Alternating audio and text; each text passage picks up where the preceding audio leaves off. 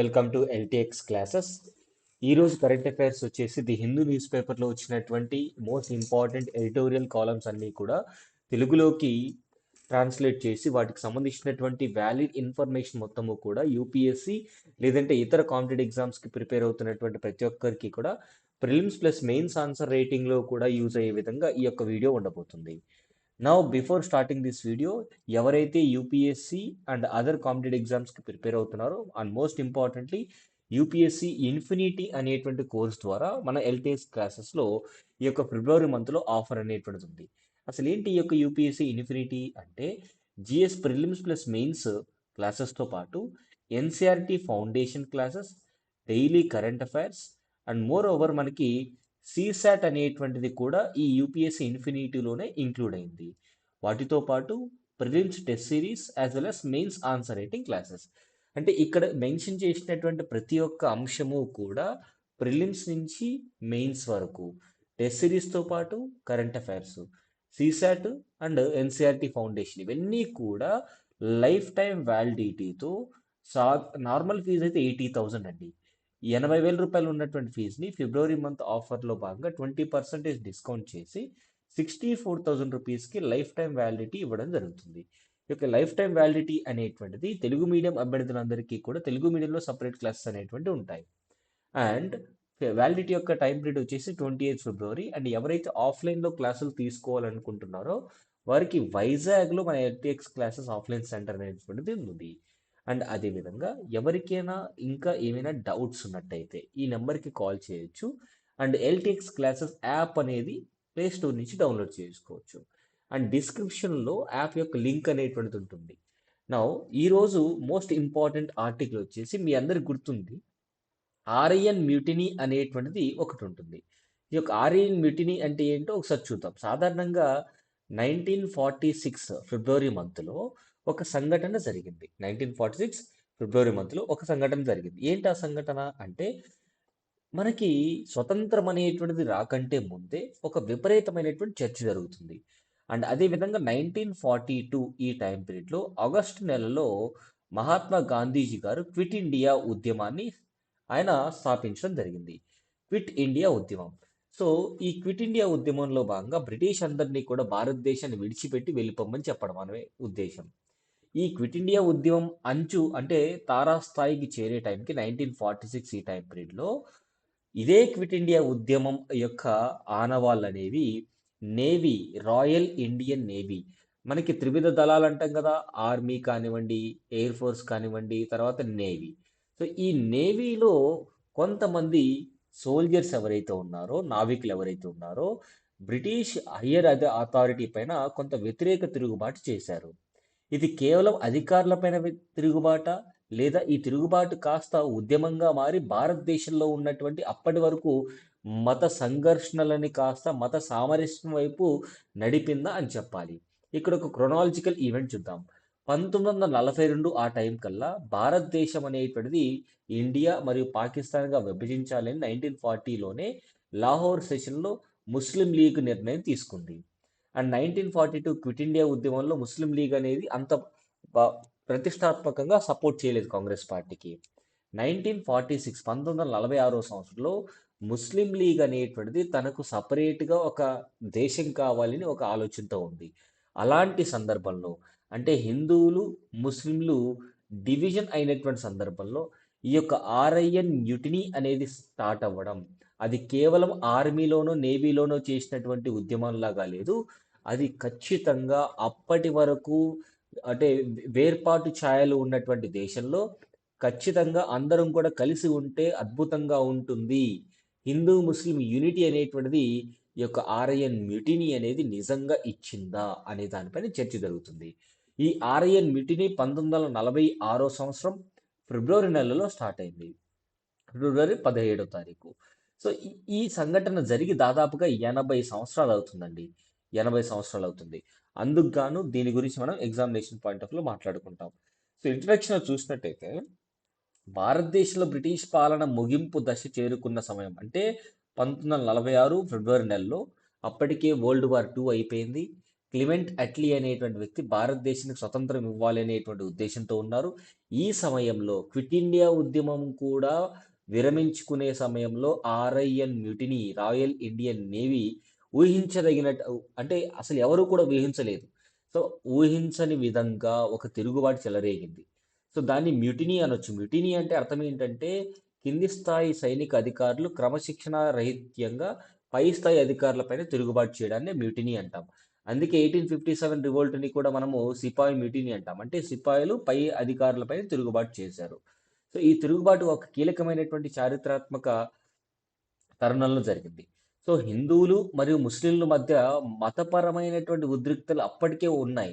అయినప్పటికీ కూడా ఈ తిరుగుబాటు చేసినప్పుడు ఈ 2 మతాలు అంటే హిందూ మతము మరియు ముస్లిం మతము ఇద్దరు కూడా కలిసి పోరాటం చేశారు. అండ్ అదే విధంగా ఉపఖండం దేశ విభజన అంటే పార్టీషన్ అంచున ఉన్నటువంటి మన భారతదేశాన్ని ఇది కొంత సంఘీభావం తెలియజేసింది. అంటే క్రాస్ కమ్యూనల్ సాలిడారిటీ అంటే ఈ తిరుగుబాటు మతాలకు అతీతమైనటువంటి సంఘీభావానికి ఒక అద్భుతమైనటువంటి ప్రదర్శనగా నిలిచిందనమాట. సో, ఇక్కడ మీరు గమనించండి. అసలు తిరుగుబాటు ఎక్కడ స్టార్ట్ అయిందో ఇప్పుడు చూద్దాం.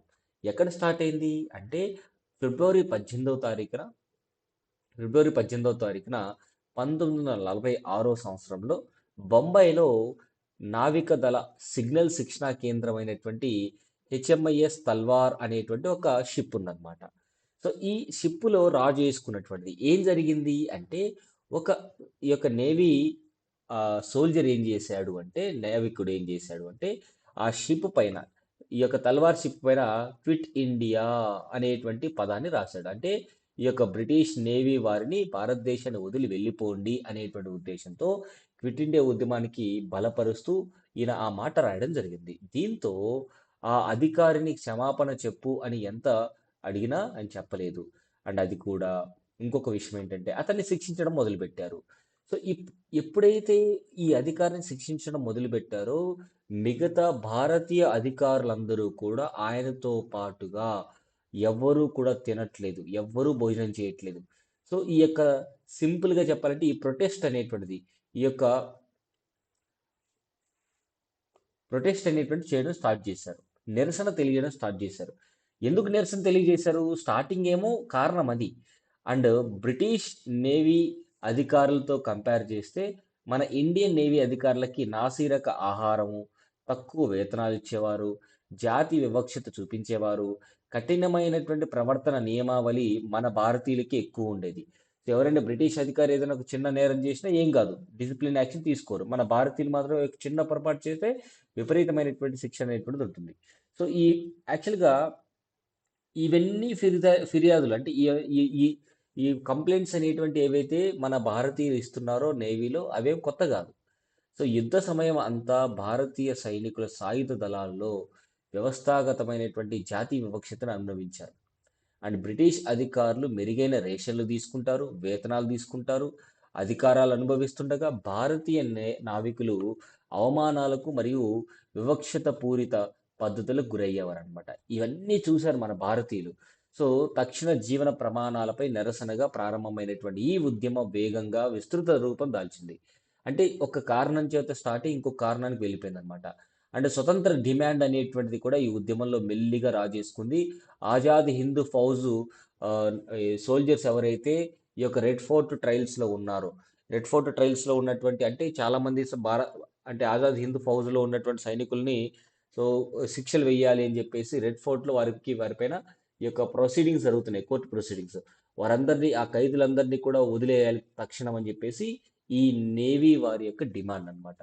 సమ్మె నుంచి అంటే సమ్మెగా స్టార్ట్ అయినటువంటిది తిరుగుబాటు దాకా వెళ్ళింది. So, from strike to uprising అంటుంటాం ఇక్కడ. అంటే ఈ నిరసన దా దా దా ఐ మీన్ దావనంలా. అంటే మీనింగ్ ఏంటి? ఒక ఫైర్ లాగా ఈ యొక్క నిరసన అనేది ప్రతి ఏరియాకి మొత్తం కొనసాగిందనమాట. స్ప్రెడ్ అయిపోయింది. సో, కొన్ని రోజుల్లోనే దాదాపుగా మన భారతీయులు ఏం చేశారు 78 నౌకలు, 20 ప్రాంతాలు అంటే 20 ప్రాంతాలంటే తెలుసండి. భారతదేశంలో ఉన్నటువంటి తీర ప్రాంతాలు ఉదాహరణకి బాంబే కానివ్వండి, కరాచీ కానివ్వండి, మద్రాస్ కానివ్వండి, కొచ్చిన్ కానివ్వండి, విశాఖపట్నం కానివ్వండి, కలకత్తా, సో ఢిల్లీ నగరాల్లో ఉన్నటువంటి నేవీ అధికారులు, నావికులు అందరూ కూడా దాదాపుగా 20,000 మంది రాయల్ ఇండియన్ నేవీలో ఉన్నటువంటి 20,000 మంది భారతీయులు బ్రిటిష్ నేవీకి ఎగెనిస్ట్గా ఈ యొక్క అప్రైజింగ్ అనేది స్టార్ట్ అయింది. సో ఈ తిరుగుబాటు కేవలం నావికులు మాత్రమే కాదు, బొంబాయి ఢిల్లీ వీధుల్లో యువత కూడా, అక్కడ ఉన్నటువంటి కార్మికులు కూడా చాలా ఇంపార్టెంట్ అండి. అక్కడ ఉన్నటువంటి లేబర్ కార్మికులు, అదేవిధంగా యువత కూడా, విద్యార్థులు కూడా, సాధారణ పౌరులు కూడా ఈ యొక్క అప్రైజింగ్కి, ఈ యొక్క ఉద్యమానికి వారి యొక్క మద్దతు నిలిచారన్నమాట, మద్దతు తెలియజేశారు. ఇంకొక అంశం ఏంటంటే చాలా ప్రత్యేకమైనటువంటిది, కాంగ్రెస్ పార్టీ, ముస్లిం లీగు, కమ్యూనిస్ట్ పార్టీ, ఈ మూడు పార్టీలు కలిసి ఈ యొక్క ఉద్యమానికి మద్దతుగా నిలిచాయి. మూడు పార్టీలకు సంబంధించినటువంటి జెండాలు కూడా ఒకే చోట ఎగరవేశారు బొంబాయిలో. ఇది ఈ యొక్క ఆర్ఐఎన్ మ్యూటినీకి చాలా ఇంపార్టెంట్ చర్యగా చెప్పుకోవచ్చు. బొంబాయి కేంద్ర బిందువుగా ఈ యొక్క ఆర్ఐఎన్ మ్యూటినీ అనేటువంటిది కొనసాగింది. ఉదాహరణకి మిల్లు కార్మికులు కానివ్వండి, రైల్వే కార్మికులు కానివ్వండి, అండ్ తిరుగుబాటుకి విపరీతంగా తండోపతండాలుగా వచ్చేశారు.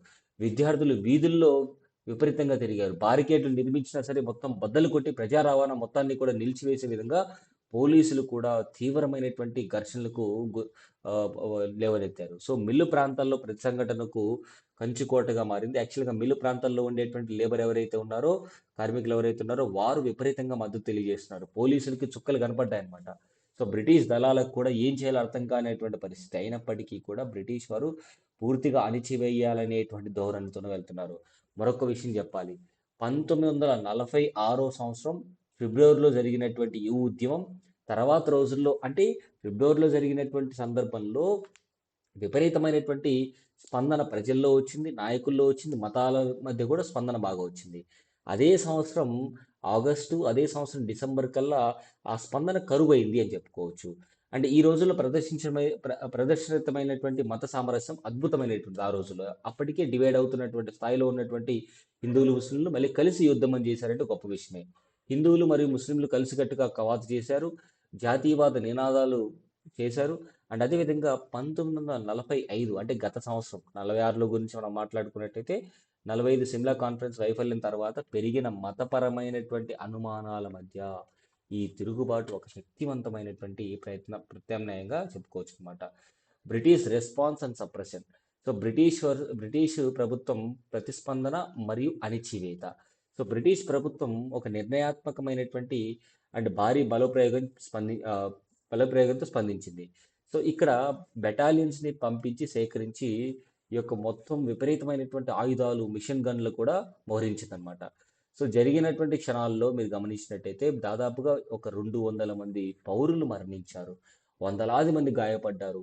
నగరంలో అనేక రోజుల పాటు తీవ్ర హింసాకాండ అనేటువంటి ఒక చెలరేగింది.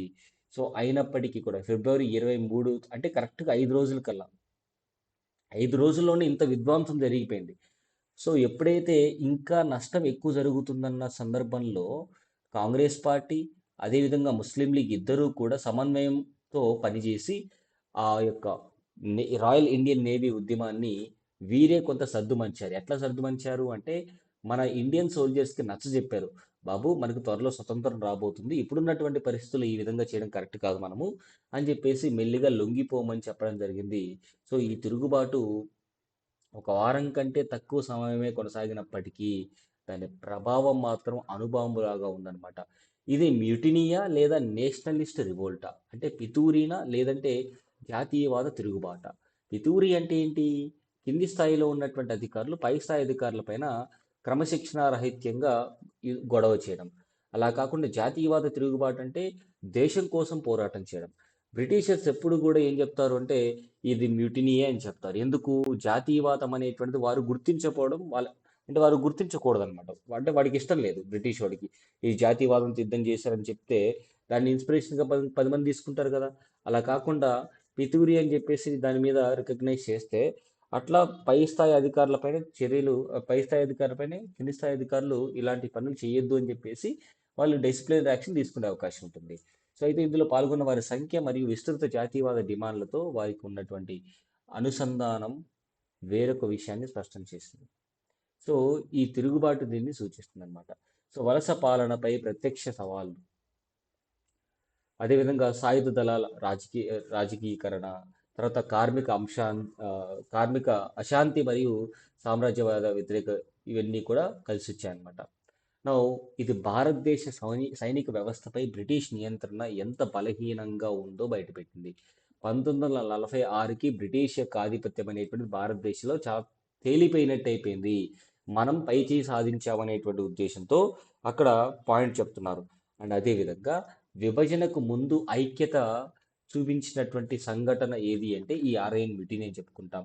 సో ఈ తిరుగుబాటు చారిత్రాత్మక నేపథ్యం ఎందుకు ఈ రోజు వరకు డిస్కస్ చేసుకుంటున్నామంటే 1940 తర్వాత 1942 తర్వాత 46లోనే 46లోనే ఈ సంవత్సరంలోనే ముస్లిం లీగు ఈ యొక్క ఇండియన్ నేషనల్ కాంగ్రెస్ పార్టీ కలిసి ఒక ఉద్యమంని నడిపాయి అంటే ఇదే అన్నమాట.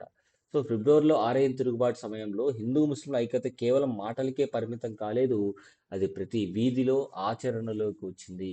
సో ఉమ్మడి ఊరేగింపులు కానివ్వండి, భాగస్వామ్య బారికేడ్లు కానివ్వండి, సామూహిక ధిక్కారణ, మతపరమైనటువంటి విభజన, ఇవన్నీ కూడా తాత్కాలికంగా మర్చిపోయి అందరూ యూనిటీగా ఈ యొక్క ఉద్యమంలో పాల్గొనడం జరిగింది. సో అందుకు ఈ యొక్క ఆర్ఐఎన్ మ్యూటినీ అనేది చాలా కీలకంగా చెప్పుకోవచ్చు.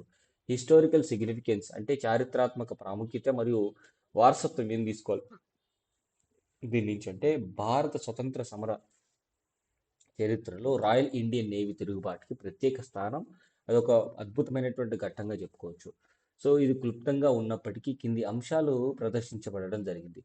సాయుధ దళాలతో వలస పాలన వ్యతిరేక భావాలు తీవ్రత, నగర కార్మిక సంఘీభావ శక్తి అనేటువంటి పెరిగింది. చివరి దశలో వలస పాలన యొక్క దుర్బలత్వం అంటే వారి యొక్క దరిద్రం అంతా కూడా బయటపడింది.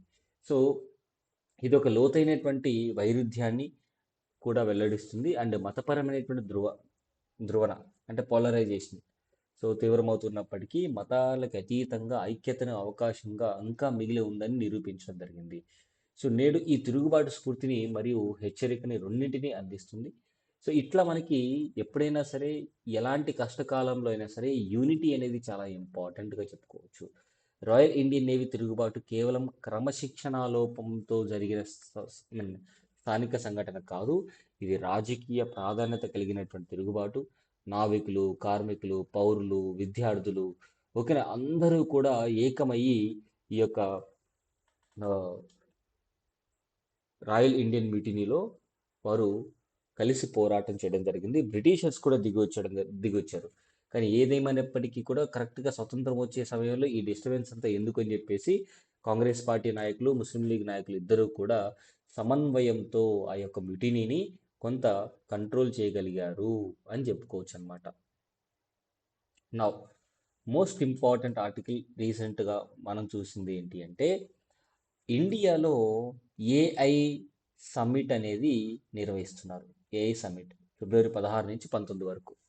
ఈ ఏఐ సమ్మిట్ యొక్క ముఖ్యమైనటువంటి అంశం ఏంటంటే భారతదేశంలో మరియు ప్రపంచ దేశాల్లో భారతదేశంలో మరియు ప్రపంచ దేశాల్లో ఆర్టిఫిషియల్ ఇంటెలిజెన్స్ అదేంటి కృత్రిమ మేధస్సు కృత్రిమ మేధస్సు ఈ యొక్క ఆర్టిఫిషియల్ ఇంటెలిజెన్స్ అనేది భారతదేశంలో విద్య, వైద్యం, welfare schemes implementation, governance, digital ఇలాంటి అంశాల్లో ఏ విధంగా వాడుకోవచ్చు, ప్రపంచానికి ఏ విధమైనటువంటి టెక్నాలజీని అందించవచ్చు, ప్రపంచం నుంచి మనం ఏ విధమైనటువంటి టెక్నాలజీ తీసుకోవచ్చు.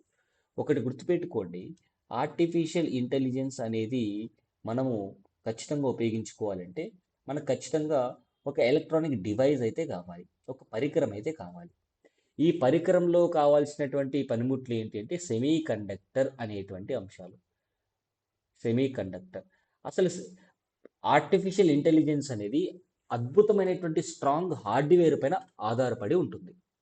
ఇప్పుడు కంప్యూటర్ నుంచి మనం చాలా పనులు చేయొచ్చు. కంప్యూటర్ తయారీ కోసం కావాల్సినటువంటి ముడిసరుకు కావాలి కదా, ఎలక్ట్రానిక్స్ వింగ్ కానివ్వండి, సెమీ కండక్టర్స్ కానివ్వండి, చిప్ డిజైనింగ్ కానివ్వండి, ఎలక్ట్రానిక్ సర్క్యూట్స్ కానివ్వండి, ఇవన్నీ స్ట్రాంగ్గా ఉంటే ఆర్టిఫిషియల్ ఇంటెలిజెన్స్ అనేది అద్భుతంగా భవిష్యత్తులో ప్రజలందరికీ కూడా ఉపయోగించుకోవచ్చు.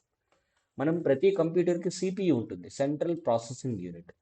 అలాగే భవిష్యత్తులో ఆర్టిఫిషియల్ ఇంటెలిజెన్స్ అనేది అద్భుతంగా పనిచేయాలి అంటే జీపీయు అంటే గ్రాఫిక్స్ ప్రాసెసింగ్ యూనిట్లు అనేటువంటి ఏర్పాటు చేయాలి. ఏంటి ఈ గ్రాఫిక్స్ ప్రాసెసింగ్ యూనిట్లు? సిపియు అనేది ప్రాసెస్ చేస్తుంది డేటాని, మనం ఇచ్చినటువంటి సమాచారాన్ని ప్రాసెస్ చేసి మనకంతా కూడా లెక్కలు వేసి సమాచారాన్ని అవుట్పుట్ మనకిస్తుంది. అదేవిధంగా జీపీయు గ్రాఫిక్స్ ప్రాసెసింగ్ యూనిట్ అంటే ఒక హ్యూజ్ అంటే చాలా విపరీతమైనటువంటి మ్యాథమెటికల్ డేటా, ఒక డేటా మొత్తాన్ని ఒకేసారి చాలా ఎక్కువ డేటా మొత్తాన్ని కూడా ప్రాసెస్ చేసి నీట్గా అంతా చదివి మనకి రిజల్ట్ చాలా ఫాస్ట్గా ఇస్తుంది అనమాట.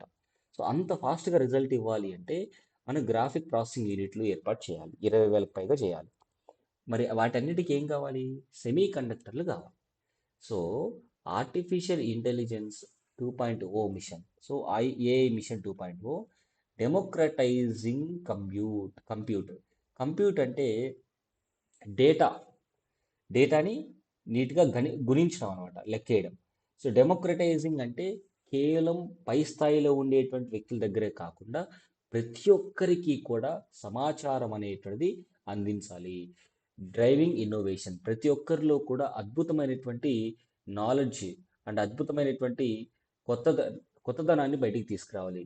సెక్యూరింగ్ ఇండియాస్ ఏఐ ఫ్యూచర్, భవిష్యత్ తరాలకి భారతదేశంలో ఏఐ అనేటువంటిది ఒక ఫ్యూచరిస్టిక్గా, ఒక ఎంప్లాయ్మెంట్గా అండ్ ఒక డేటాగా మొత్తం ఉండాలి అని చెప్పేసి అనుకుంటున్నారు. సో అందుకు గాను అసలు భారతదేశం ఏం చెయ్యాలి, భారతదేశం ఏం చెయ్యాలి, ఇప్పుడున్నటువంటి పరిస్థితి ఏ విధంగా ఉంది, అండ్ భారతదేశ పరిస్థితి ఏఐ ఏఐ యొక్క డెవలప్మెంట్కి యూజ్ అవుతుందా లేదా, లేదు అంటే ఎలాంటి పనులు చేస్తే మన భవిష్యత్తులో అద్భుతమైనటువంటి ఆర్టిఫిషియల్ ఇంటెలిజెన్స్ని డెవలప్ చేసుకోవచ్చు, ఇవన్నీ కూడా ఉన్నాయి. ఇక్కడ ఒకసారి చూద్దాం.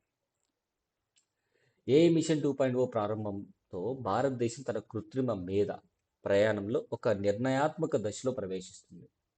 సో మొదటి దశలో వేసినటువంటి పునాది నిర్మిస్తూ ప్రభుత్వం ప్రజలకు అందుబాటులో ఉండే సాధారణ కంప్యూటింగ్, కామన్ కంప్యూట్ క్లస్టర్కి 20,000 గ్రాఫిక్ ప్రాసెసింగ్ యూనిట్లు అనేటువంటివి జోడించడం జరుగుతుంది. ఇది భవిష్యత్తులో చేయబోతున్నారు కూడా. అండ్ అదేవిధంగా డిజిటల్ మౌలిక సదుపాయాలు, అందుకే డిజిటల్ పబ్లిక్ ఇన్ఫ్రాస్ట్రక్చర్స్ అంట.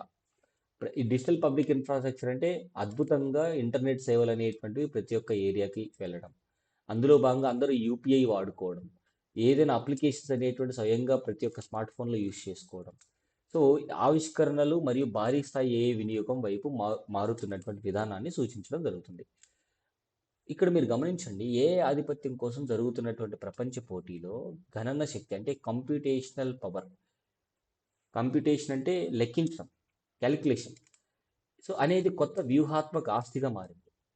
అంటే కంప్యూటేషన్ సామర్థ్యాన్ని విస్తరించడం మరియు స్వదేశీ మోడల్ అభివృద్ధికి మద్దతు ఇవ్వడం ద్వారా సాంకేతిక వృద్ధి, సమ్మిళితత్వం, ఇంక్లూజివిటీ అంటే పెరుగుతున్నటువంటి సాంకేతికతని అందరికీ కూడా మనం దగ్గర చేయడం, ఆవిష్కరణలు మరియు వ్యూహాత్మక స్వయం ప్రతిపత్తితో స్ట్రాటజిక్ అటానమీ సమతుల్యత చేయాలని భారత్ లక్ష్యం పెట్టుకుంది. ఇక్కడ మీరు చూడండి, ఇన్ఫ్రాస్ట్రక్చర్ టు ఇన్నోవేషన్. ఇప్పటి వరకు మన భారతదేశంలో ఇన్ఫ్రాస్ట్రక్చర్, మౌలిక సదుపాయాలు ఏర్పాటు చేయడంలో మనం ఫోకస్ చేశాం. ఇప్పుడు ఏం చేయాలంట, ఆవిష్కరణల వైపు ఉండాలి, కొత్త కొత్తవన్నీ కూడా మనం తయారు చేయాలి. ఇండియా ఏఐ మిషన్ యొక్క మొదటి దశ కంప్యూటింగ్ మౌలిక సదుపాయాలను స్థాపించడమే దృష్టి సాధించడం జరిగింది. ఇక్కడ చూడండి, ఏఐ 2.0లో 20,000 గ్రాఫిక్ ప్రాసెసింగ్ యూనిట్లను ఏర్పాటు చేస్తే అద్భుతమైనటువంటి, అంటే వచ్చే 6 నెలల్లో ఇవన్నీ చేయాలనుకుంటున్నారు. అద్భుతమైనటువంటి సమాచారాన్ని కూడా చాలా ఫాస్ట్గా ప్రాసెస్ చేస్తుంది. అది ప్రాసెస్ చేయడం అంటే ఏం లేదండి, నువ్వు ఇచ్చిన సమాచారం మొత్తాన్ని కూడా వీడియో రూపము, తర్వాత ఇమేజ్ రూపంలో ప్రాసెస్ చేస్తుంది. అందుకే మీరు గమనించిన ఎప్పుడైనా గ్రాఫిక్ కార్డ్ వేశారా అంటూ ఉంటారు. గ్రాఫిక్ కార్డ్ అంటే జస్ట్ గ్రాఫిక్ ప్రాసెసింగ్ యూనిట్స్ అనమాట. ఏఐ పరిశోధన మరియు అభివృద్ధి బలోపేతం చేయడం, భారతదేశంలో రీసెర్చ్ అండ్ డెవలప్మెంట్, వివిధ రంగాల్లో ఏఐ విస్తరణ అనేటువంటిది ప్రోత్సహించడం, ఆవిష్కరణల ఆధారిత అప్లికేషన్లు ప్రోత్సహించడం. అంటే తయారు చేసేటువంటి యాప్స్ అనేటువంటివి చాలా కొత్తగా ఉండాలి, చాలా యూస్ఫుల్గా ఉండాలి. స్వదేశీ ఫౌండేషనల్ మోడళ్లకు మద్దతు ఇవ్వడం అనేది చాలా ముఖ్యం అనమాట.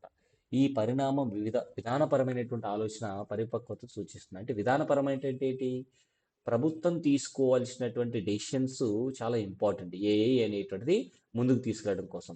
కేవలం హార్డ్వేర్ మాత్రమే సాంకేతిక నాయకత్వాన్ని సృష్టించదు, ఆవిష్కరణలు పర్యావరణ వ్యవస్థలే సో దాని యొక్క సాధిస్తాయి. అంటే హార్డ్వేర్ ఇండస్ట్రీ ఉంటే సరిపోదు, కొత్త కొత్తదనం అనేటువంటిది ఇప్పుడు ఎవరైనా ఏదైనా క్రియేటివిటీ చేయాలి అంటే వారికి కొంత సహకారం అనేది ఉండాలి అని చెప్పడం జరుగుతుంది. సాధారణ కంప్యూటింగ్ అంటే ఏంటి? Common computing, significance of common computing అంటే ఏఐ వ్యవస్థలు ముఖ్యంగా లార్జ్ లాంగ్వేజ్ మోడల్స్ ఎల్ఎల్ఎంస్ అంటాం. చాలా అపారమైనటువంటి క్యాలిక్యులేషన్ అనేటువంటిది చేస్తుందన్నమాట. ఎల్ఎల్ఎం మొత్తం లార్జ్ లాంగ్వేజ్ మోడల్స్ అన్నిటినీ కూడా పెద్ద పెద్ద సమాచారం మొత్తం కూడా క్యాలిక్యులేట్ చేస్తుంది. ఇవి సాంప్రదాయకంగానే ఉంటాయి. ప్రపంచ టెక్ కార్పొరేటర్లు కార్పొరేషన్లు మరియు హైపర్ స్కేల్ క్లౌడ్ ప్రొవైడర్ల నియంత్రణలో ఉన్నాయి.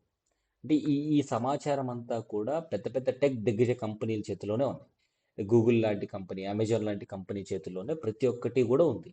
మరి ఒక దేశంలో ఒక చిన్న స్టార్టప్ ఏఐ రిలేటెడ్ స్టార్టప్ తయారు చేసినా, లేదా ప్రభుత్వం ఏదైనా ఒక పరిశోధన సంస్థ ఏర్పాటు చేసినా, మనకు ఆ ప్రాసెస్ చేయడానికి టెక్నాలజీ లేదు కదా. పెద్ద పెద్ద కంపెనీస్ చేతిలో ఉన్నాయి.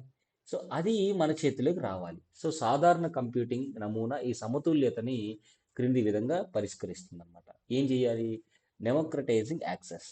ఏదైనా ఏఐ రిలేటెడ్గా ఏదైనా ఒక టెక్నాలజీ ఇన్నోవేట్ చేస్తున్నాం అంటే మనకు క్లౌడ్ కంప్యూటింగ్ అనేటువంటిది, అంటే ఈ జీపీయూస్ అనేటువంటివి అది చాలా అందుబాటులో ఉండాలి. పెద్ద పెద్ద డేటా అంతా కూడా ఫాస్ట్గా ప్రాసెస్ చేయగలగాలి.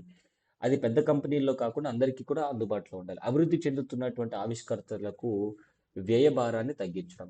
ఎవరైతే భారతదేశంలో అద్భుతమైనటువంటి ఇన్నోవేషన్ చేస్తున్నారో ఏఐ రిలేటెడ్గా, వారికి ఖర్చు అవుతుంటుంది కదా ఎంతో కొంత, ఆ భారాన్ని తగ్గించాలి అన్నమాట. అండ్ ఏఐ మౌలిక సదుపాయాల్ని ఏకస్వామ్యాన్ని అంటే మోనోపోలైజేషన్ నిరోధించడం. ఒకరి చేతుల్లోనే మొత్తం ఏఐ టెక్నాలజీ ఉండడం, ఆ, అభివృద్ధి అవ్వడం అనేది ఉండకూడదన్నమాట. తర్వాత చిన్న మరియు మధ్య తరహా పరిశ్రమలకు మద్దతు ఇవ్వడం. అప్పుడు మాత్రమే స్టార్టప్స్ అనేటువంటి వాటిని మనం ఎంకరేజ్ చేయొచ్చు అనమాట. సో ఈ విధానం భారతదేశపు డిజిటల్ పబ్లిక్ ఇన్ఫ్రాస్ట్రక్చర్ తత్వానికి అనుగుణంగా ఉంది. అండ్ మన భారతదేశంలో యూపీఐ, ఆధార్ వంటి వ్యవస్థలతో విజయవంతంగా మనం ఈ రోజుకి కూడా డబ్బులు చెల్లింపులు కానివ్వండి, డిజిటల్ చెల్లింపులు కానీ మొత్తం కూడా మొబైల్తోనే, ఏదైనా డేటా ప్లస్ మొబైల్తో, ఇవన్నీ కూడా మనం సక్సెస్ కదా. సో అంటే భవిష్యత్తులో ఏఐని కూడా మనము ఈజీగా సక్సెస్ చేయొచ్చు అనమాట. తర్వాత స్వదేశీ లార్జ్ లాంగ్వేజ్ మోడల్స్. భారతదేశంలో దాదాపుగా 22 అధికారిక భాషలు ఉన్నాయి. అండ్ 22 అధికారిక భాషలు వందలాది మాండలికాలు. మాండలికాలు అంటే మనకి డయలెక్ట్స్ అంటాం. ఫర్ ఎగ్జాంపుల్ ఆంధ్ర ప్రాంతాల్లో తెలుగు మాట్లాడతారు. తెలంగాణ తెలంగాణలో కూడా తెలుగు మాట్లాడతారు. సో రెండు వేరు వేరు రాష్ట్రాలు తెలుగు మాట్లాడినప్పటికీ కూడా స్లాంగ్ వేరు ఉంటుంది. రాయలసీమ తెలుగు ఒకలాగా ఉంటుంది, గుంటూరు విజయవాడ తెలుగు ఒకలాగా ఉంటుంది, నెల్లూరు తెలుగు ఒకలాగా ఉంటుంది, చిత్తూరులో తెలుగు ఒకలాగా ఉంటుంది, Srikakulam, Vizianagaram, Visakhapatnam district Telugu language. So ఇట్లా భాష ఒక్కటైనా సరే మాండలికాలు చాలా వేరుగా ఉన్నాయి. వీటన్నిటి యొక్క డైలెక్ట్స్ అంటే ఈ కాంపోజిషన్ లార్జ్ లాంగ్వేజ్ మాడ్యూల్స్ అనేటువంటివి ఈ యొక్క ఏఐ మాత్రమే బాగా ప్రాసెస్ చేయగలుగుతుంది. భవిష్యత్తులో ఏదైనా నువ్వు ఒక డేటా ఇచ్చావు, ఒక డైలాగ్ రాసిచ్చావు, ఒక సమ్మరీ ఇచ్చావు, ఒక డైలాగ్. సో ఏఐని సింపుల్గా ఇదిగో ఇది శ్రీకాకుళం యాసలో చెప్పమని అడిగితే అది చెప్పగలగాలి. చెప్పగలగాలి అంటే ముందు దానికి మనము ఫీడింగ్ ఇవ్వాలన్నమాట. సాంస్కృతిక ఔచిత్యం. విదేశాలలో శిక్షణ పొందిన మోడళ్లు భారతీయ సామాజిక సాంస్కృతిక వాస్తవాలకు ప్రతిబింబ ప్రతిబింబ ఐ మీన్ ప్రతిబింబించకపోవచ్చు అనమాట. So which may not reflect అనమాట. విదేశాల్లో తయారు చేసిన టెక్నాలజీ మన కల్చర్కి తగ్గట్టుగా ఉండకపోవచ్చు. అండ్ పరిపాలనలో భాగంగా మీరు గమనించినట్టయితే ప్రజాసేవలు కూడా మెరుగుపరచవచ్చు. ఇటీవల మీకు గుర్తుందో లేదో తిరుమల తిరుపతి దేవస్థానంలో ఆర్టిఫిషియల్ ఇంటెలిజెన్స్ ఉపయోగించి క్రౌడ్ కంట్రోలింగ్ చేస్తున్నారు. ఉదాహరణకి ఆర్టిఫిషియల్ ఇంటెలిజెన్స్ ఇచ్చామనుకోండి, ఒక టెక్నాలజీ ఇంట్రడ్యూస్ చేసామనుకోండి, ఆటోమేటిక్గా ఒక డేటాలో మనకి ఒక పెద్ద కంప్యూటర్లో ఏం చూపిస్తుంది, ఇదిగో ఇక్కడ ఇంతమంది జనాభా ఉన్నారు, ఇక్కడ ఇంతమంది జనాభా ఉన్నారు. ఆటోమేటిక్గా అది గ్రీన్ సిగ్నల్ ఇస్తుంది, ఇదిగో ఈ జనాభా ఈ లైన్లో ఇట్లా వెళ్ళిపోండి. అట్లా హ్యూమన్ ఇంటర్వెన్షన్ లేకుండా ఓన్లీ టెక్నాలజీ ద్వారా క్రౌడ్ కంట్రోలింగ్ చేసినట్టయితే సో ఖచ్చితంగా ఈ యొక్క తొక్కిసలాటలు, స్టాంపేడింగ్ అంటాం కదా, అలాంటివి ఏమి కూడా జరగకుండా చూసుకోవచ్చు అనమాట. నా స్వదేశీ ఫౌండేషనల్ మోడల్ అభివృద్ధి ప్రోత్సహించడం ద్వారా భారతదేశం కేవలం సాంకేతిక పరంగా మాత్రమే కాకుండా సాంస్కృతిక మరియు వ్యూహాత్మక ఔచిత్యం కూడా పెట్టుబడి పెడుతుంది అనమాట. ఏ యుగంలో వ్యూహాత్మక స్వయం ప్రతిపత్తి, strategic autonomy in artificial intelligence. ఈ పదం ఎందుకు యూజ్ చేశారంటే, ఆర్టిఫిషియల్ ఇంటెలిజెన్స్ అంటే ఏంటి? మిషను తనకు ఇచ్చినటువంటి సమాచారాన్ని తను ఆలోచించి సమాచారం అనేది ఏం చేయాలో అది చేసేస్తుంది. అంటే తను సొంతగా చేస్తుంది. ఇక్కడేంటి? వ్యూహాత్మకంగా చేయాలి. స్ట్రాటజిక్గా పనిచేయాలంటే మనం చాలా నీట్గా ప్రాంప్ట్ అనేది ఇవ్వాలి. ఏ హార్డ్వేర్ భౌగోళిక రాజకీయంగా జియోపొలిటికల్లీ సున్నితమైనటువంటి అంశంగా మారింది. ఎందుకు అంటే ఆర్టిఫిషియల్ ఇంటెలిజెన్స్ టెక్నాలజీ నువ్వు యూజ్ చేయాలంటే నీకు కంప్యూటర్ కావాలి. కంప్యూటర్లో కావాల్సినటువంటి గ్రాఫిక్ ప్రాసెసింగ్ యూనిట్లు కానివ్వండి, ఈ గ్రాఫిక్ ప్రాసెసింగ్ యూనిట్లు అంటే ఏమీ లేదు, ఎలక్ట్రానిక్ సర్క్యూట్లు ఇవి. అద్భుతమైనటువంటి ఎక్కువ సమాచారాన్ని ఫాస్ట్గా ఇది సేవ్ చేసుకొని ప్రాసెస్ చేస్తారనమాట. సో ఇప్పుడు ఏమవుతుంది అంటే ఈ హార్డ్వేర్లు ఇవన్నీ తయారు చేయాలి అంటే మినరల్స్ కావాలి. ఎలాంటి మినరల్స్ అంటే రేర్ ఎర్త్ మినరల్స్ అంటాం. సో ఖనిజ సంపద అనేది కావాలి. సెమీ కండక్టర్ తయారు చేయాలంటే సరఫరా గొలుసు చాలా చాలా క్లిష్టమైనటువంటి పరిస్థితిలో ఉంది. చైనా దేశం నుంచి మనకి చాలా రేర్ ఎర్త్ మెటల్స్ రావాల్సింది. సో వాళ్ళు ఏం చేస్తున్నారు, కావాలని ఆపేస్తున్నారు. సో దేశీయ కంప్యూటింగ్ సామర్థ్యాన్ని విస్తరించడం భారతదేశానికి ఈ విధంగా సహాయపడుతుంది. సో విదేశీ క్లౌడ్ మౌలిక సదుపాయాలపై ఆధారపడటాన్ని తగ్గించుకోవడం అంటే మన సొంతంగా క్లౌడ్ తయారు చేసుకోవాలి. క్లౌడ్ అంటే ఏం లేదు, మనం చేసినటువంటి ఏదైనా ఒక పనిని సేవ్ చేసుకోవడం. ప్రపంచ సాంకేతిక చర్చల్లో బేరసారాల శక్తి, బార్గెనింగ్ పవర్ అనేది అంటే మన దగ్గరే ఉందనుకోండి, పక్కనుండి వాడు ఎంత చెప్తే అంత రేటు పెట్టుకోవాల్సిన అవసరం లేదు. సో జాతీయ భద్రత సామర్థ్యాన్ని పెంచుతుంది. అంటే సాంకేతిక సార్వభౌమాధికారాన్ని, టెక్నాలజికల్ సోవరిటీ ముందుకు తీసుకెళ్లడం జరుగుతుంది. 21వ శతాబ్దంలో కంప్యూటింగ్ శక్తి అనేది అధికారానికి సమానం. ఏ మౌలిక సదుపాయాలని నియంత్రించేటువంటి దేశాలే ప్రపంచ సాంకేతిక గమనాన్ని నిర్దేశించడం జరుగుతుంది. ఇది గుర్తుపెట్టుకోండి. ఎకనామిక్ డెవలప్మెంట్ ఇన్ఫ్రాస్ట్రక్చర్, ఆర్థిక మరియు అభివృద్ధి ప్రభావం. ఏ మిషన్ 2.0 మీరు గమనించినట్లయితే విస్తృత ఆర్థిక చిక్కులను కలిగి ఉందన్నమాట. భారతదేశంలో స్టార్టప్ ఎకో సిస్టమ్ సరిగా లేదు. ఎస్పెషల్గా artificial intelligence related startup system సరిగా లేదు. ఎందుకు లేదు, ఖర్చుతో కూడుకున్నటువంటి పని, దట్టు స్కిల్ గ్యాప్ అనేది కూడా విపరీతంగా ఉంది. సో అంత నైపుణ్యం అనేది కూడా లేకపోవడం, డీప్ టెక్ రంగాల్లో ఉపాధి కల్పన అనేటువంటిది లేకపోవడం, ప్రభుత్వ ప్రైవేటు భాగస్వామ్యం కొలాబరేషన్స్ అనేటువంటి ప్రోత్సాహం అనేది లేదు. ప్రపంచ ఏఐ పెట్టుబడులను ఆకర్షించడం భారతదేశంలో తక్కువ. సో వ్యవసాయంలో, ఆరోగ్యంలో, విద్య, పాలన మరియు తయారీ రంగాల్లో ఏఐ విస్తరణ ఉత్పాదకతను మరియు సమ్మిళిత అభివృద్ధిని వేగవంతం చేస్తుంది. సో డిజిటల్ ఇండియా కార్యక్రమాల్లో మన ఆర్టిఫిషియల్ ఇంటెలిజెన్స్ అనేటువంటిది అద్భుతంగా వాడుకోవచ్చు. సవాళ్ళు ఏమిటి అంటే, ఆందోళన ఏంటి అంటే, వాగ్దానం గొప్పదే అయినప్పటికీ అనేక సవాళ్లు మిగిలి ఉన్నాయి. ఈ జీపీయు గ్రాఫిక్ ప్రాసెసింగ్ యూనిట్ వనరుల సమర్థవంతమైనటువంటి మరియు పారదర్శకత కేటాయింపు. సో బ్యూరోక్రటిక్, సో పర్మిషన్స్ చాలా ఫాస్ట్గా ఇవ్వరు. స్కిల్ గ్యాప్ అనేటువంటిది ఉంది. నైపుణ్య లోపాలు అనేటువంటివి ఉన్నాయి. డేటా సెంటర్లలో అధికంగా విద్యుత్ వినియోగం అనేటువంటిది ఉంటుంది. సో వాటికి ఖర్చు ఎక్కువ అవుతుంది. నైతికంగా మరియు నియంత్రణ చట్టాలు అనేటువంటివి ఈ రోజుటికి కూడా భారతదేశంలో పెద్దగా సరిగా లేవు. స్థిరమైనటువంటి ఫలితాలను సాధించడానికి మౌలిక సదుపాయాల విస్తరణలతో పాటు ప్రతిభ అభివృద్ధి మరియు పాలనా సంస్కరణలు చాలా అవసరం కూడా. ముగింపు ఏంటి, ఏం చెప్తున్నారు ఇక్కడ? నిర్మా ఐ మీన్ మౌలిక సదుపాయాలు నిర్మాత మరియు ఆవిష్కరణల చోదక శక్తిగా సో మారుతున్నటువంటి పరిణామాన్ని సూచిస్తుంది ఏ మిషన్ 2.0 అనేది. సో జాతీయ స్థాయిలో మనకి కంప్యూటర్ క్లస్టర్లకు 20,000 జీపీయూలు జోడించడం అనేది చాలా ఇంపార్టెంట్. ఫౌండేషనల్ మోడల్కి చాలా మద్దతు ఇస్తుంది. దీని ద్వారా ప్రభుత్వం అనేటువంటి అభివృద్ధికి చాలా దోహదపడుతుందని చెప్పుకోవచ్చు. అయితే నిజమైనటువంటి విజయం మౌలిక సదుపాయాలని ఎంత సమర్థవంతంగా ఆవిష్కరణలు, సమ్మిళితత్వం మరియు ప్రభావంగా మారుస్తారనే దానిపైన ఆధారపడి ఉంటుంది. సో చేస్తామని చెప్పడం వేరు, చేసి చూపించడం వేరు అనమాట. ఇందాక నేను చెప్పినట్టు గ్రాఫిక్స్ ప్రాసెసింగ్ యూనిట్ జీపీయు అంటే ఏమిటి అంటే, సో జీపీయు అనేది అనేక గణనలు ఏకకాలంలో ఒకేసారి చాలా డేటాని క్యాలిక్యులేట్ చేస్తుంది అనమాట. సో రూపొందించి అధిక పనితీరు గల ఒక ప్రాసెస్. ఇది ఒక ఎలక్ట్రానిక్ సర్క్యూట్ అండి, సింపుల్గా చెప్పాలంటే. సో ప్రారంభంలో గేమింగ్లో గ్రాఫిక్స్ రెండరింగ్ కోసం అంటే గేమ్స్ ఆడుతుంటాం కదా, ఈ గేమ్స్ ఆడేటువంటి విషయాలు ఇమేజెస్, వీడియోస్ అన్నీ రావాలి కదా. సో ఈ వీడియోస్ అన్నీ కూడా ఈ గ్రాఫిక్ కార్డు ద్వారా ఏర్పాటు చేసేవాళ్ళు. సో ఇప్పుడు కృత్రిమ మేధస్సు రంగంలోకి ఇది చాలా కీలకంగా మారింది. ఎందుకంటే ఇది భారీ డేటా సెట్లని సమాంతరంగా ప్రాసెస్ చేయగలదు. ఇది సాంప్రదాయ సిపియు కంటే చాలా వేగంగా పనిచేస్తుంది. ఉదాహరణకి ఏఐ కోసం జీపీయూలు ఎందుకు ముఖ్యమైనవి అంటే, చాట్ జీపీటీ ఉంది. సో ఏఐ మోడల్కి కోట్లాది గణిత గణనలు అంటే మ్యాథమెటికల్ క్యాలిక్యులేషన్స్ అవసరం అనమాట. నువ్వు ఏదైనా ఒక సమాచారం అడిగినప్పుడు ఫర్ ఎగ్జాంపుల్, నాకు ఈరోజు చంద్రబాబు నాయుడు గారు మాట్లాడిన స్పీచ్ కావాలి.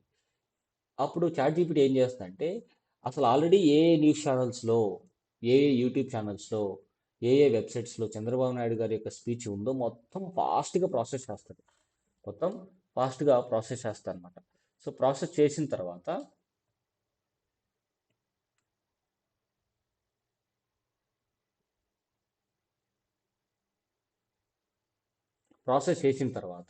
ఇక్కడ మీరు గమనించినట్టయితే మొత్తం ప్రాసెస్ చేసి అప్పుడు నీకు సమాచారం ఇస్తుంది అనమాట. అంటే ఎంత డేటా అనేది ఫాస్ట్గా ప్రాసెస్ చేస్తుంది. సో సిపియుకి జీపీయూకి తేడా అది. సో క్లుప్తంగా జీపీయూ ఈజ్ ఈక్వల్ టు ఆధునిక ఏఐ శిక్షణకు మరియు భారీ స్థాయి డేటా గణనకు శక్తినిచ్చే ఇంజన్ లాగా అనమాట.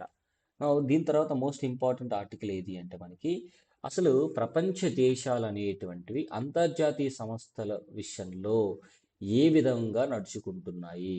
నిజంగా ప్రపంచ దేశాలు అంటే బలమైనటువంటి దేశాలు ఏది చేస్తే అది చెల్లుతుంది. బలహీనమైనటువంటి దేశాలు సింపుల్గా ఏం చేసినా సరే మన పైన లేదా మధ్యతరగతి దేశాలపైన కఠినమైనటువంటి చర్యలు తీసుకుంటున్నారు. ఏంటి అసలు ఇది? నవీన ప్రపంచ అస్తవ్యస్త నియమాల నుండి అధికార ప్రదర్శన వైపు.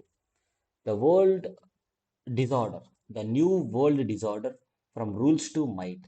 అంటే నియమాల నుంచి నచ్చినటువంటి విధంగా ఉండడం. ఉదాహరణకి ఈరోజు నా చేతుల్లో అధికారం ఉంది. ఈరోజు నా చేతుల్లో అధికారం ఉంది కాబట్టి ఎలాంటి రూల్స్నైనా సరే నేను ధిక్కరించేటువంటి అవకాశం నాకు ఉంటుంది.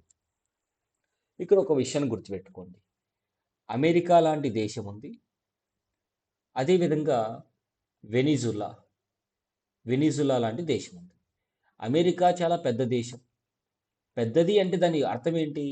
మనీ పరంగా అంటే డబ్బు పరంగా, సైన్యం పరంగా, టెక్నాలజీ పరంగా అన్నీ ఎక్కువ ఉన్నాయి. వెనిజులా దగ్గర డబ్బు తక్కువనే ఉంది, అధికారము తక్కువగానే ఉంది, టెక్నాలజీ తక్కువగానే ఉంది. ప్రపంచ అన్నీ కూడా ఒక తాటిపైకి వచ్చి 1945 సంవత్సరంలో యునైటెడ్ నేషన్ ఆర్గనైజేషన్ యుఎన్ఓ అనేటువంటిది ఒకటి స్థాపించారు. కేవలం యుఎన్ఓ మాత్రమే కాదు, ఇతర అంతర్జాతీయ సంస్థలు అనేటువంటివి కూడా ఏర్పాటు చేసి ఒక నియమ నిబంధనలు అనేటువంటి రాసుకున్నారు. ఇప్పుడు పెద్ద దేశమైనా చిన్న దేశమైనా ఆ సంఘంలో లేదంటే ఆ యొక్క సంస్థలో భాగస్వామి అయినట్టయితే తూచా తప్పకుండా ఒక నియమం అనేది పాటించాల్సిందే. అలా కాకుండా మారుతున్నటువంటి తరుణంలో అంటే ప్రస్తుతం ఉన్నటువంటి పరిస్థితుల్లో అంతర్జాతీయ సంస్థలు ఎంత బలంగా ఉన్నప్పటికీ కూడా ఆ అంతర్జాతీయ సంస్థల్లో ఉన్నటువంటి సభ్యులలో బలమైనటువంటి కంట్రీ ఏమో నచ్చినట్టుగా బిహేవ్ చేస్తుంది. బలహీనమైనటువంటి కంట్రీ ఏమో రూల్స్ ఫాలో అవుతున్నారు. బలమైనటువంటి కంట్రీ రూల్స్ ఫాలో అవ్వట్లేదు. ఫాలో అవ్వకపోగా దాన్ని సమర్థించుకుంటున్నారు. అంటే ఇతర దేశాలపైన వారికి ఉన్నటువంటి సార్వభౌమాధికారం పైన కూడా వీరు పెత్తనం చెలాయిస్తున్నారు.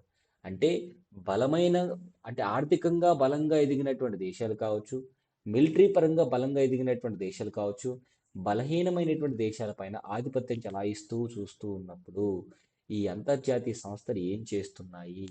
అసలు 10 మంది అంటే ఒక ప్లాట్ఫామ్ మీదకి వచ్చి ఒక రూల్స్ అండ్ రెగ్యులేషన్స్ పెట్టుకున్నప్పుడు పాటించాల్సినటువంటి ధర్మం అనేది అందరికీ ఉంటుంది. ఆ ధర్మాన్నే తప్పితే ఎలా ఉంటుంది? అందుకే ద న్యూ వరల్డ్ డిజార్డర్. ఆర్డర్లో ఉండాల్సినవి డిజార్డర్లో అయిపోయింది. నియమాల నుంచి నచ్చినటువంటి విధంగా అధికార ప్రదర్శన వైపు వెళ్ళిపోతున్నాయి. ఈరోజు అమెరికాకు అధికారం ఉంది, అమెరికా రూల్స్ ఫాలో అవ్వదు. ఉదాహరణకి వెనిజులా అధ్యక్షుని అరెస్ట్ చేయడం జరిగింది. అలాగే అమెరికా లాంటి దేశము చైనా లాంటి దేశ అధ్యక్షుని అరెస్ట్ చేయగలుగుతుందని చూడండి. ఎందుకంటే చాలా బలమైన దేశం కాబట్టి. సో పరిచయం చూద్దాం ఒకసారి. 1945 సంవత్సరం తర్వాత స్థాపించబడిన ప్రపంచ క్రమం ఒక సాహసోపేతమైనటువంటి వాగ్దానంపై నిర్మించబడింది. వాగ్దానంపై నిర్మించబడింది అంటే అందరూ ఒక తాటిపైకి వచ్చి భవిష్యత్తులో యుద్ధాలు వద్దు, దానివల్ల ఆర్థిక నష్టం, సామాజిక విలువలు, ప్రజల ప్రాణాలు ఇవన్నీ కోల్పోయే అవకాశం ఉంది. ప్రపంచం ముందుకు వెళ్ళడం కంటే వెనక్కు వెళ్ళే ప్రమాదం ఉంది. ఎదుగుదల కంటే తిరోగమనం ప్రమాదం ఉందని చెప్పేసి అందరూ కూడా ఒక తాటిపైకి వచ్చి 1945లో ఈ యొక్క యుఎన్ఓ అనేటువంటి స్థాపించుకొని అందరూ ఒక తాటిపైకి నిర్ణయాలు తీసుకుంటారు, వాగ్దానంపై నిలబడతారని చెప్పారు. బాగానే ఉంది. సో చట్టం అధికారాన్ని నిర్ణయిస్తుంది. సంస్థలు రాజ్యాలని క్రమశిక్షణలో ఉంచుతాయి. మరియు సార్వభౌమాధికారం అనేది బలవంతుల ప్రత్యేక సౌకర్యంగా కాకుండా, అంటే ఎవడికి బలం ఉంటే ఆ బలమున్నోడు బలహీనమైనటువంటి రాజ్యాలపైన ఆధిపత్యం చెలాయించకుండా బలహీనమైన దేశానికి కూడా సోవర్నిటీ ఉండాలి. అన్ని దేశాలకు అంతర్లీనంగా ఉండే హక్కుగా పరిగణించబడుతుంది. శాన్ ఫ్రాన్సిస్కోలో ఐక్యరాజ్య సమితి స్థాపనలో పుట్టిన ఈ యుద్ధానంతర వ్యవస్థ మానవాళి అంటే 1930ల నాటి విపరీత చర్యలను మరియు రెండవ ప్రపంచ యుద్ధ వినాశనాన్ని తిరిగి అనుభవించకుండా చూడాలనేటువంటి ఒక లక్ష్యం పెట్టుకుంది. అంతే కదా, మంచి ఆలోచనే. నేడు ఆ వాగ్దానం బీటలు వారుతుంది. అంతర్జాతీయ చట్టం ఒక భాష ఇంకా మిగిలే ఉంది. సంస్థలు ఇంకా నిలబడే ఉన్నాయి మరియు ఒప్పందాలపై ఇంకా సంతకాలు జరుగుతూనే ఉన్నాయి. సంస్థలు ఉన్నాయి, రూల్స్ అండ్ రెగ్యులేషన్స్ ఉన్నాయి, ఒప్పందాల మీద ఒప్పందాలు చేసుకుంటున్నారు. కానీ వాటికి జీవం పోసిన రాజకీయ సంకల్పం అనేది బలహీనపడుతుంది. ఒకప్పుడు ఏ ఉద్దేశంతో అయితే ప్రపంచ దేశాలన్నీ కూడా ముందుకొచ్చి రాజకీయ సంకల్పంతో రూల్స్ అండ్ రెగ్యులేషన్స్ ఏర్పాటు చేశాయో ఆ రాజకీయ సంకల్పమే ఇప్పుడు కొరవడింది, బలహీనపడుతుంది. ఇప్పుడు ఉద్భవిస్తున్నటువంటి నాటకీయ పతనం కాదు, కానీ నియమ ఆధారిత క్రమం. చాలా చూడండి, రూల్స్ బేస్డ్ ఆర్డర్ కాకుండా సింపుల్గా ఎవరి దగ్గర అయితే అధికారం ఉంటుందో, డబ్బు ఉంటుందో వాడి వైపు వ్యవస్థలు అనేటువంటివి జరుగుతున్నాయి. 1945 దార్శనికత బలప్రయోగంపై చట్టానిదే పైచేయి. అంటే బలప్రయోగంపై అంటే ఎవడికి బలం ఉంటే వాడు నచ్చినట్టు ఆడడానికి లేదు. ఎవరైనా సరే చట్టమే గెలుస్తుంది.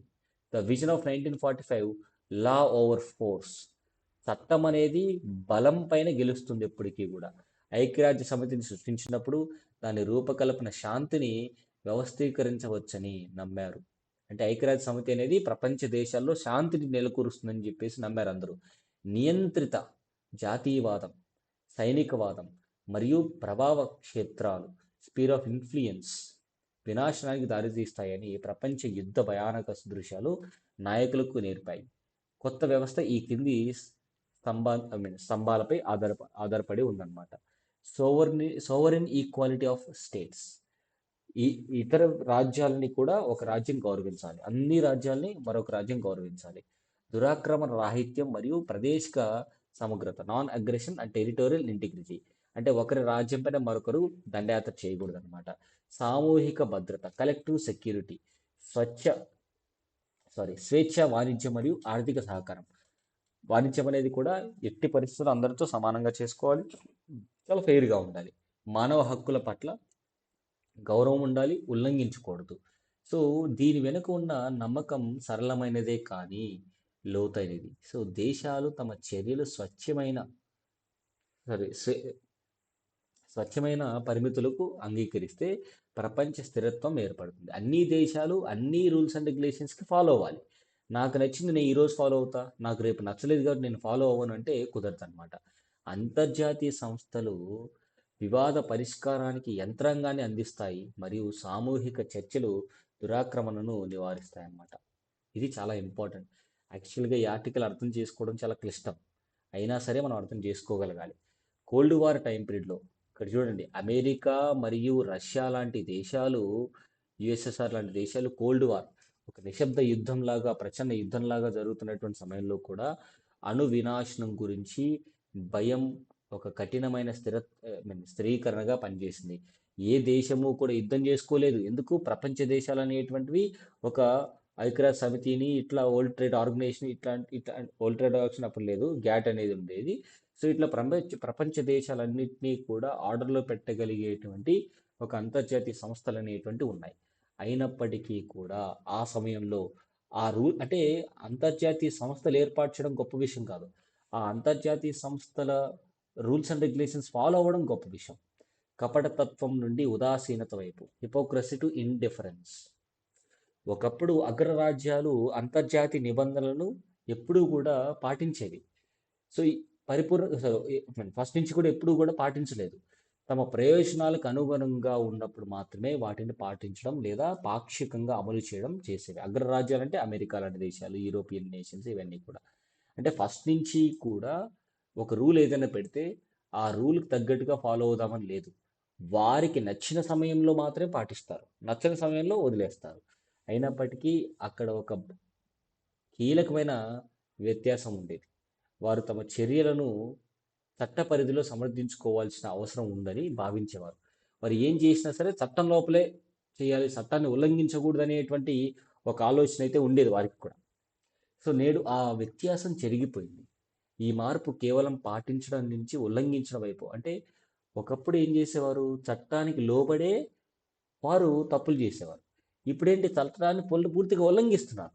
ఉల్లంఘించడం వల్ల ఏమవుతుందంటే బలహీనమైనటువంటి దేశాలు ఏమనుకుంటాయి? ఓహో! మనం ఫాలో అవ్వకపోయినా పర్లేదు ఇంకా అన్నట్టుగా అనుకుంటాయి కదా! సో కపటతత్వం నుండి ఉదాసీనత వైపు జరుగుతుంది. సో నిబంధనలు ఖచ్చితంగా కట్టుబాట్లుగా కాకుండా ఐచ్ఛిక సాధనాలుగా ఆప్షనల్ టూల్స్‌గా చూస్తున్నారు. ఆప్షనల్‌గా చూస్తున్నారు అంతే. ప్రధాన శక్తులు బలహీనంగానే నిబంధనలను విస్మరిస్తున్నప్పుడు ఇతర దేశాలు దాన్ని గమనిస్తాయి. సో పైన దేశాలే ఫాలో అవునప్పుడు కింద దేశాలు ఎందుకు ఫాలో అవుతాయి? ఇంకా అలాంటప్పుడు ఒక అంతర్జాతీయ సంస్థ ఎందుకు? సార్వభౌమాధికారం అనేది బేరసారాలకు గురవుతుంది. ఉదాహరణకి వెనిజులా ఎగ్జాంపుల్ తీసుకోండి. అసలు అమెరికా ఒక సార్వభౌమాధికారం కలిగినటువంటి దేశ అధ్యక్షుని ఎలా అరెస్ట్ చేస్తుంది? ఏం చెప్తుంది?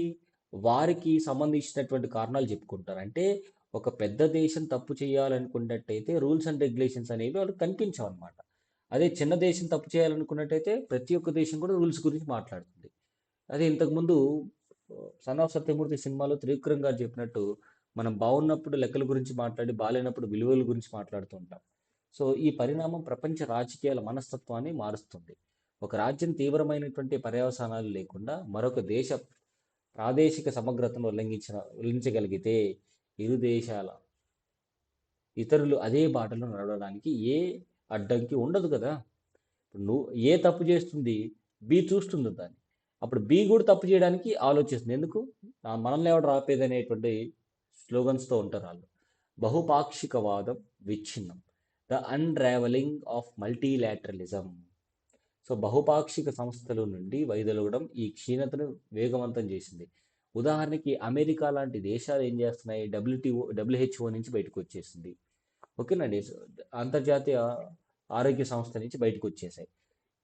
ఇట్లా అంతర్జాతీయ సంస్థల్లో ఉండాల్సినటువంటి పెద్ద రాజ్యాలే 10 మందికి వేలు చూపించి నడువండి అని చెప్పేటువంటి రాజ్యాలే ఆ సంస్థల నుంచి బయటకు వచ్చేస్తుంటే ఆ సంస్థల యొక్క పవర్ తగ్గిపోతుంది.